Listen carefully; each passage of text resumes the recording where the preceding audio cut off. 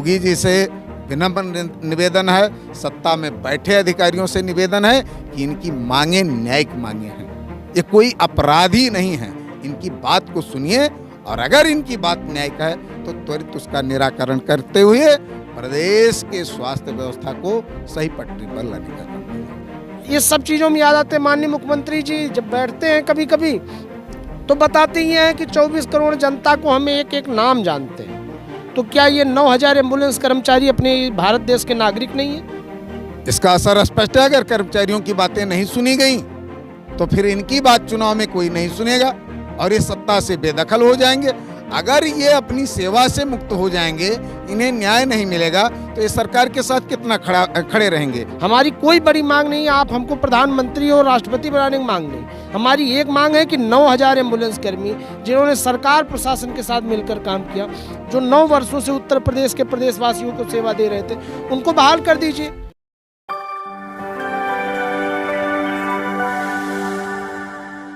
नमस्कार, आदित्य पांडे नाम है मेरा और आप यूपी फर्स्ट देख रहे हैं। मैं इस समय मौजूद हूँ लखनऊ की इको गार्डन में, जहाँ पे ये एम्बुलेंस कर्मचारी हैं। ये लोग पिछले 5-6 दिनों से यहाँ पे धरना दे रहे हैं। आज से 6 महीना पहले जब ये लोग यहाँ पे धरना दिए थे, उसके बाद इनके 9000 एम्बुलेंस कर्मचारियों को बाहर निकाल दिया गया था नौकरी से। तो इस समय ये लोग धरना पर बैठे हैं। मुख्य मांगे क्या हैं ये भी जान लेते हैं, चूँकि इन लोगों से ये कहा गया था कि 2 दिनों में इन लोगों की मांगों की सुनवाई होगी, लेकिन अभी तक नहीं हुआ है। तो क्या नाम है आपका? जी, मेरा नाम अभिषेक कुमार मिश्रा है।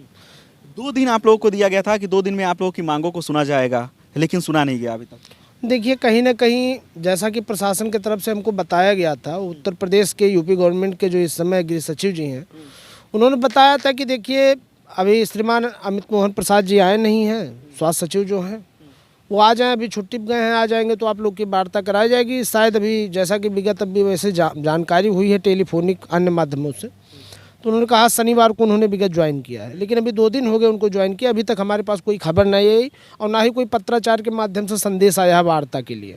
9000 कर्मचारी आज कहीं ना कहीं दिन रात इसी इको गार्डन में दिनों रात 24 घंटे दर दर की ठोकरें खा रहे हैं। प्रशासन क्यों मौन है, ये बात समझ में नहीं आ रही है। हम लोगों की सीधी एक छोटी सी मांग है जिसको माननीय मुख्यमंत्री जी 1 सेकंड में पूरा कर सकते हैं। हमारी कोई बड़ी मांग नहीं है, आप हमको प्रधानमंत्री और राष्ट्रपति बनाने की मांग नहीं। हमारी एक मांग है कि 9000 एम्बुलेंस कर्मी जिन्होंने सरकार प्रशासन के साथ मिलकर काम किया, जो 9 वर्षों से उत्तर प्रदेश के प्रदेशवासियों को सेवा दे रहे थे, उनको बहाल कर दीजिए। कंपनी माननीय मुख्यमंत्री जी की छवि धूमिल कर रही है, सरकार प्रशासन की छवि धूमिल कर रही है, उन्हें गुमराह करने का काम कर रही है, क्योंकि वो खुद कह रही है, कंपनी के बड़े अधिकारी हैं, जीवीके हमारी कंपनी के वाइस प्रेसिडेंट है टीवीएस के रेड्डी जी, उन्होंने कहा है, एक पीड़ित कर्मचारी ने फ़ोन किया कि हमें क्यों निकाला गया जब हमारी गलती नहीं थी। तो ये सबसे यही कहते हैं कि आपको मुख्यमंत्री जी के निर्देश पे निकाला गया। अब मुख्यमंत्री जी ने क्यों हम लोग को निकाल दिया? मुख्यमंत्री जी से कोई वार्ता नहीं हो पाती। मुख्यमंत्री जी से जब जनता दरबार में मिला गया, हमारे प्रदेश अध्यक्ष जी मिले, तो वहाँ पे बताया गया कि आप कंपनी से जाके मिलिए। स्वास्थ्य मंत्री श्रीमान जयप्रताप सिंह जी कहते हैं कि आप हमारे कर्मचारी नहीं हो। आखिर हम उत्तर प्रदेश के निवासी हैं, चुनाव के समय में याद आते हैं, विधानसभा पे घेराव के समय याद आते हैं, ये सब चीज़ों में याद आते हैं। माननीय मुख्यमंत्री जी जब बैठते हैं कभी कभी तो बताते ही हैं कि 24 करोड़ जनता को हमें एक एक नाम जानते हैं। तो क्या ये 9000 एम्बुलेंस कर्मचारी अपने भारत देश के नागरिक नहीं है? क्या उत्तर प्रदेश की नागरिकता हमें नहीं प्राप्त है? क्या हम उत्तर प्रदेश के वोटर नहीं हैं? हम एलियन हैं, कहीं दूसरे ग्रह से आए? आखिर क्यों हमारे साथ इतना निर्दयता, क्यों हमारे साथ ऐसा अत्याचार, क्यों इतना बड़ा शोषण? हमारा छोटा सा मांग है कि 9000 एम्बुलेंस कर्मियों को बहाल कर दीजिए। और उसके बाद जीवीके एमआरआई कंपनी स्वास्थ्य विभाग में व्यापक घोटाला कर रही है 75 जिले में, उस पर सीबीआई जांच बैठा दीजिए। 2 छोटी सी मांग है। अभी आप जिस दिन सीबीआई जांच बैठाएंगे, दूध का दूध पानी का पानी हो जाएगा। उत्तर प्रदेश में इतना बड़ा घोटाला हो रहा है। उत्तर प्रदेश में 4470 एम्बुलेंस हैं, 102 108 की। प्रत्येक एम्बुलेंसों की अगर 2012 से 2021 तक जांच की जाए तो बहुत बड़ा स्कैम खुलकर सामने आएगा। कई करोड़ों रुपए का, कई 100 करोड़ रुपए का घोटाला निकलकर सामने आएगा। क्यों फाइल दबाई जा रही है, मैं खुद आश्चर्यचकित हूँ। उत्तर प्रदेश में कहीं ना कहीं जीरो टॉलरेंस की बात की जाती है, राम राज्य स्थापित की बात की जाती है। तो राम राज्य की इस राह पर चलने के लिए हम कर्मचारी तैयार हैं। तो उस राम राज्य की दीपक लेकर श्रीमान योगी आदित्यनाथ जी चल रहे हैं। क्यों नहीं हमको रास्ता दिखाया जाता? क्यों नहीं हमको बताया जाता? सबूत लेकर हम बैठे इको गार्डन में, आइए हम सबूत दे रहे हैं। उत्तर प्रदेश की घोटाले की फाइल खोल दीजिए, जांच वाली जो एम्बुलेंस की घोटाले की फाइल है, नहीं खोली जा रही है, कोई नहीं सुन रहा है। मर रहे हैं। 6 लोगों ने आत्महत्या कर दी। विगत परसों का दिन था, बुलंदशहर के एक कर्मचारी ने फांसी लगा लिया, एक लोग की पत्नी ने फांसी लगा लिया। ये स्थिति आखिर क्या करे जब उनके घर की आजीविका प्रभावित है, बच्चों की शिक्षा प्रभावित है। कहीं ना कहीं वो रोज़मर्रा से जब रोज़गार छीन लिया गया, वो दर दर की ठोकरें कैसे खाएंगे। वो कहीं ना कहीं एक अंतिम कदम उठा लेता है। आज यही स्थिति है। कई कर्मचारियों को हमने रेस्क्यू करके बचाया, वो लोग भी आत्महत्या का प्रयास उन्होंने किया। कई लोगों को फांसी दरवाज़ा वगैरह तोड़ के उतारा गया। तो हम लोगों ने तो बार बार प्रयास किया। 5 महीने से माननीय स्वामी प्रसाद मौर्य जी के नेतृत्व में 6 अगस्त 2021 को हम लोगों ने धरना खोला।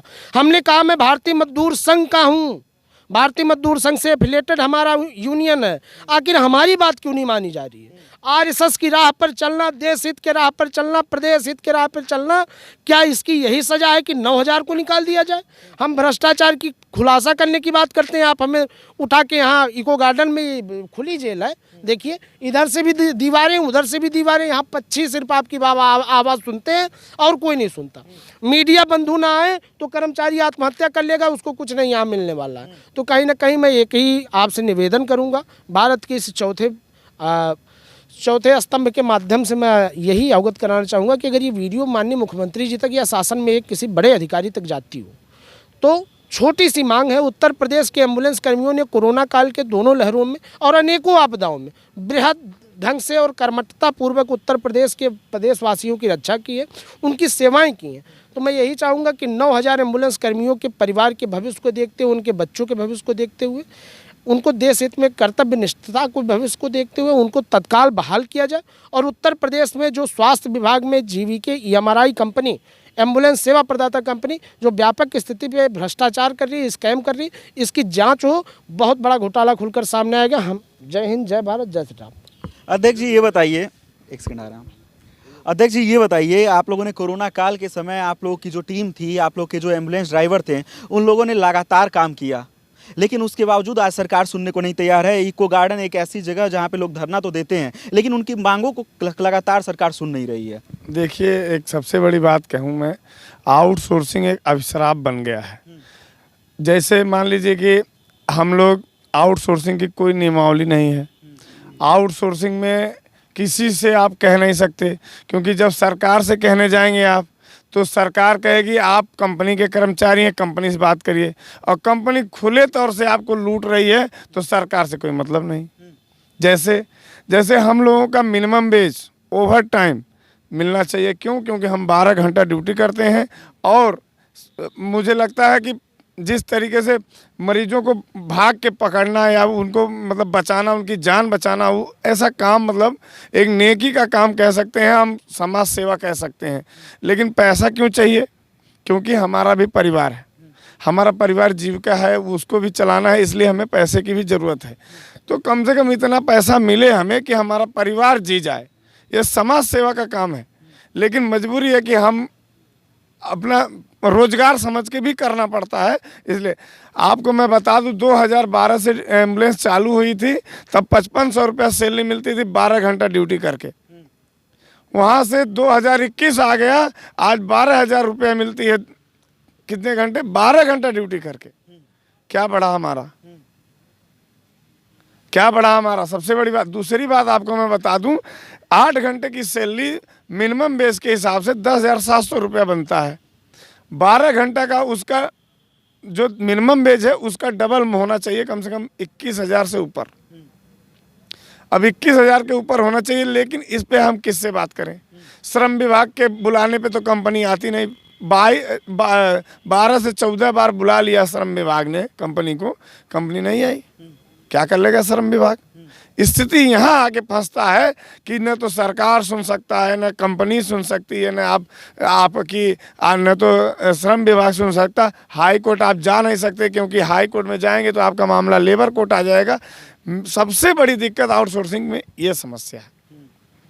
चलिए, यहाँ पे कुछ और लोग हैं, हम उनसे बातचीत कर लेते हैं।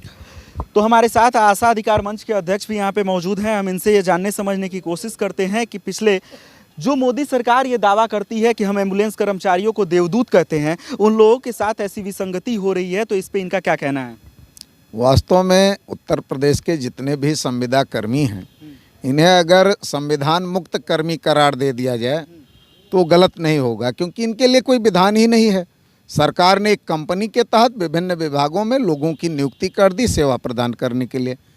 अब ये कर्मचारी अगर अपने कंपनी से कोई बात रखते हैं, हर विभाग की बात है, वो चाहे एम्बुलेंस कर्मी हो और वो चाहे बिजली विभाग के हों, रेलवे के हों, किसी विभाग के हों, अगर ये अपनी बात कंपनी के खिलाफ रखते हैं तो आज जिस तरीके से एम्बुलेंस कर्मियों को निकाल दिया गया इसी तरीके से निकाल दिए जाते हैं।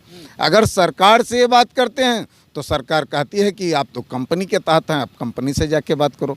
सेवाएं किसको दे रहे हैं? सेवा तो सरकारी विभाग को दे रहे हैं, और रेलवे को दे रहे हैं, बैंक को दे रहे हैं, आपके स्वास्थ्य विभाग को दे रहे हैं, किसी विभाग को दे रहे हैं। तो ये विभाग सरकारी हैं कि नहीं, सरकार पहले ये तय कर ले। अगर विभाग सरकारी है तो सरकार की ही व्यवस्था में एक कदम से कदम मिला करके चलने का काम कर रहे हैं। जिन एम्बुलेंस कर्मियों के दम पर, जिन आशा बहनों के दम पर सरकार ये पीठ ठोंकती है कि मैंने 1 करोड़ से अधिक टीकाकरण करवा दिया, मैंने कोविड काल में कोविड के दुष्प्रभाव से उत्तर प्रदेश को बचा लिया, तो क्या वो सत्ता पक्ष के विधायक, सांसद और उनके पदाधिकारी आए थे बचाने कि ये संविदा कर्मी थे? पहला सवाल। और अगर वह काम इन्होंने किया था, इन्हें आपने देवदूत करार दिया था, तो देवदूत की स्थिति आज ये हो गई है कि ये लड़ाई एम्बुलेंस कर्मियों की आज की नहीं, 2 साल पहले की है। पहले आप ही लोग खबर चलाए होंगे और हमने सवाल भी उठाया था, हमारे प्रदेश अध्यक्ष जी ने सवाल उठाया था कि उत्तर प्रदेश में एम्बुलेंस बीमार हैं, कहीं टायर नहीं था, कहीं सर्विस नहीं था, कहीं सीट ही नहीं थी, बड़ी बदहाल स्थिति थी।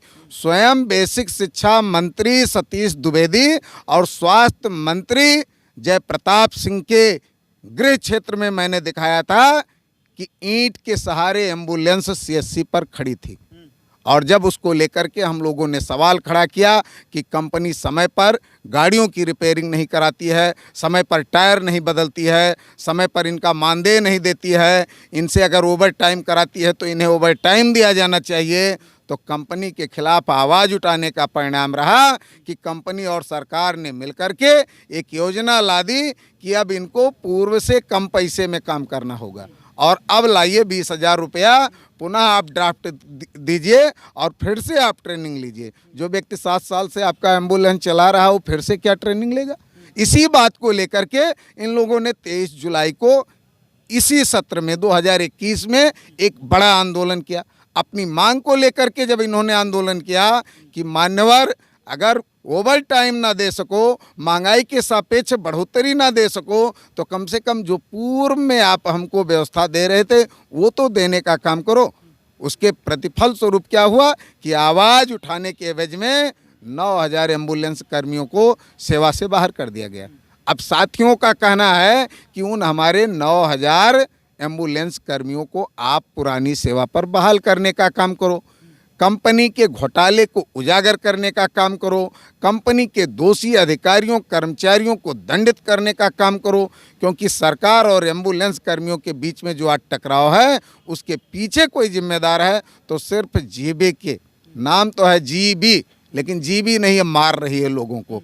ऐसी कंपनी पे सरकार ध्यान दे, अन्यथा कोविड काल में कदम से कदम मिलाने वाले ये एम्बुलेंस कर्मी जिस दिन कार्य बहिष्कार करेंगे, उत्तर प्रदेश की स्वास्थ्य सेवा बदहाल हो जाएगी, विफल हो जाएगी, प्रभावित हो जाएगी, और जब सेवा आपकी विफल होगी तो जनमत आपके विरुद्ध हो जाएगा। योगी जी से विनम्र निवेदन है, सत्ता में बैठे अधिकारियों से निवेदन है कि इनकी मांगें न्यायिक मांगें हैं, ये कोई अपराधी नहीं है, इनकी बात को सुनिए और अगर इनकी बात न्यायिक है तो त्वरित उसका निराकरण करते हुए प्रदेश के स्वास्थ्य व्यवस्था को सही पटरी पर लाने का काम कीजिए। अच्छा, चूंकि आप समाज सेवी हैं, लेकिन लखनऊ की सड़कों पे इस समय लगातार धरना हो रहे हैं। कहीं 97,000 प्राथमिक शिक्षा भर्ती वाले लोग हैं, 69,000 शिक्षा भर्ती में आरक्षण घोटाले को लेके, 22,000 सीटें बढ़वाने को लेकर कहीं आशा धरना दे रही हैं। ये धरना इस तरह से चल रहा है, तुरंत चुनाव है, इसका असर क्या पड़ेगा? इसका असर स्पष्ट है, अगर कर्मचारियों की बातें नहीं सुनी गई तो फिर इनकी बात चुनाव में कोई नहीं सुनेगा और ये सत्ता से बेदखल हो जाएंगे। अगर ये अपनी सेवा से मुक्त हो जाएंगे, इन्हें न्याय नहीं मिलेगा, तो ये सरकार के साथ कितना खड़े रहे। रही बात धरने की, तो ये तो कहिए कि कोविड ने इस धरने को ला करके सरकार के अंतिम समय पे कर दिया, अन्यथा ये धरने तो 2 साल पहले होते। जितने भी लोगों के धरने चल रहे हैं सबकी मांगे न्यायिक हैं। भाई सरकार अपना वेतन बढ़ोतरी करती है, स्वयं वो पेंशन लेती है, तो किसी भी विभाग का कर्मचारी हो उसको पेंशन क्यों नहीं। और मैंने तो दिल्ली किसान आंदोलन में जाकर के कहा था कि पढ़े लिखे कर्मचारी अगर न्यू पेंशन स्कीम में ठगे गए तो नया किसान बिल कहाँ किसानों के लिए हितकर होगा। और आज सरकार ने भी ये माना कि नया किसान बिल गलत था, तभी वो वापस लेने को मजबूर हुए। तो फिर न्यू पेंशन स्कीम को हटाते हुए पुरानी पेंशन स्कीम से आच्छादित करने का काम करो, अन्यथा एक देश एक संविधान में स्वयं पुरानी पेंशन का लाभ लोगे और कर्मचारियों को आप नया पेंशन दोगे। आप स्वयं भी अपने आप को एनपीएस में कर लीजिए। इन संविदा कर्मियों के किसी भी विभाग के कर्मचारी हों, इनका एकदम मांग जायज़ है। महंगाई के सापेक्ष इनका मानदेय बढ़ना चाहिए। आप मानदेय घटाने का काम कर रहे हो, वो भी उस कर्मचारी का घटाने का काम कर रहे हो जिसने 24-24 घंटे आपके साथ कदम से कदम मिलाने का काम किया। कोरोना काल में जब किसी के घर के परिजन कोविड से प्रभावित होकर के मर रहे थे तो तमाम ऐसी खबरें आई और देखने को मिला परिजन लाश छूने को तैयार नहीं थे। उस लाश को शमशान पहुंचाने का काम इन एम्बुलेंस कर्मियों ने किया है। उन मरीजों को अस्पताल पहुंचाने का काम इन एम्बुलेंस कर्मियों ने किया है। और गांव-गांव जाकर के सर्वे करने, कोविड टीकाकरण के लिए लोगों को आमंत्रित करने का काम आशा बहनों और आशा संगिनियों ने किया है। लेकिन आज स्वास्थ्य विभाग की निचली इकाई जो दोनों हैं, जिन्होंने रियल में सरकार की योजनाओं को जन जन तक पहुंचाने का काम किया, आज वो दो के दोनों उपेक्षित हैं। आशा बहनों का भी कहना है कि हमारे मानदेय को सुनिश्चित कर दीजिए, जो भी दीजिए निश्चित कर दीजिए, क्योंकि बीच में जो अधिकारी और कर्मचारी हैं आशा डायरी के नाम पर उनके हक पर डाका डालते हैं, जैसे जेबीकी आज एम्बुलेंस कर्मियों के साथ डाल रहा है। पहली चीज़ तो सरकार को ये बिचौलियापन बंद कर देना चाहिए। सीधा सरकारी संस्थानों में सरकारी नियुक्ति इनकी कीजिए और इन्हें कम मानदेय पर रखिए, लेकिन इनके भविष्य को सुरक्षित और सुनिश्चित करने का काम कीजिए। दूसरे, यदि बिचौलिया रख रहे हैं तो बिचौलिया पर समय समय पर आप अंकुश लगाने, उसके कृत्यों को जानने का काम कीजिए। जिस तरीके से कोई कंपनी अगर सिर्फ ठेकेदारों के भरोसे रहती है, वो अपने मजदूरों से बात करने का काम नहीं करती तो कंपनी बैठ जाती है। ठीक उसी तरीके से सरकार अगर आउटसोर्सिंग कंपनियों के दम पर काम कराने का प्रयास करेगी तो न केवल कर्मचारियों का हित प्रभावित होगा, सरकार की ये संस्थाएं डूब जाएंगी और डूब रही भी हैं, तभी तो बेचना पड़ रहा है। अगर बेचने से बचना है, अब तो बिकना केवल 2 ही रह गया, अस्पताल और विद्यालय। चिकित्सालय और विद्यालय को भी निजीकरण से बचाना है तो संविदा कर्मी को अब आपको अपना कर्मी बनाना होगा। इनको स्वास्थ्य कर्मी और शिक्षा कर्मी बनाने का काम करना होगा, अन्यथा हमें नहीं लगता कि ये टकराव कभी बंद भी होगा।